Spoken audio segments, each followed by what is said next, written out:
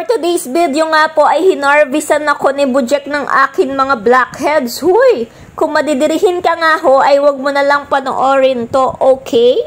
Mango Blackhead Mask nga pala ang amin gagamitin by Art of R, yung nagte-trending ngayon. Madali nga lang ho itong gamitin para ka nga lang hong nagko-cosmetics. Lagyan mo nga lang yung mga part na marami mong blackheads. Then kapag na-applyan mo na nga, next mo naman ilalagay is yung blackheads paper. Kasama na pala yung paper and liquid kapag bumili ka ng Art of R. Nasa 50 pieces din yung paper niya, kaya naman 50 times ka makakapag-alis ng blackheads and whiteheads mo. Huy! Kapag nailagay mo na nga yung blackheads paper is mag-wait ka lang ng 5 to 15 minutes hanggang matuyo yung liquid, okay? Kapag tuyo na nga ay pwede mo na siyang ma-harvest. Huy! So, sobrang excited nga ho namin ni Bojack is 5 minutes pa lang ay gustong-gusto na namin i-harvest ang akin ngang mga blackheads and whiteheads. This is it, pansit! Tara, samahan nyo kong i-harvest ang akin mga whiteheads and blackheads. Huy! At eto na nga ho yung exciting part.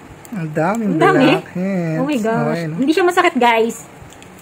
Ang sarap ng feeling pag tinatanggal. Ang dami ba? Ang daming blackheads. Oh my gosh.